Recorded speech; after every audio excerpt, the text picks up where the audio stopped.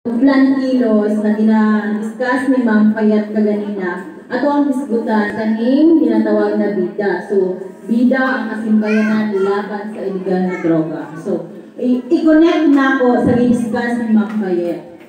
Okay, so, about illegal drugs. So, before ko mag-discuss, gamay lang ni Ma'am, 5 minutes siguro. So, before ko mag-discuss, isang buot pa sa kaning illegal na droga or kaning droga, mangutana ko sa inyong mga ma'am o mga ma'ams ng youth. Nabay nag-take of droga diri ma'am sa Barangay Carmen? Naa ma'am? Naa ma'am? Kumutuo ba? Ano na ma'am?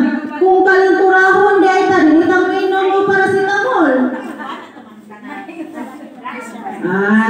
Okay. So, ang droga na ginatawag nato is kailangan buot kasabot nila na pag i-take na siya na food or unsa ba na ay changes na matabo sa ato ang lawas. So, na ay drugs na gina-allow sa atong gobyerno na apoy drugs na bawal. So, morning ginatawag na illegal.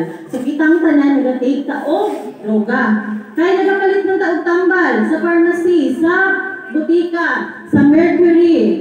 So, maunang mga droga na ginaalaw sa atong gobyerno para mamaayo ang ato ang mga sakit-sakit nga gibati sa atong kalawasan.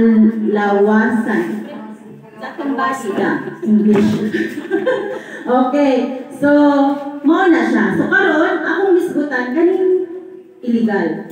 Okay. So, mutuo ba mo? So, taod-taod naman o, mapila naman naman sa ngagi katong tabo sa kalingan. Pero mutuo ba mo na normal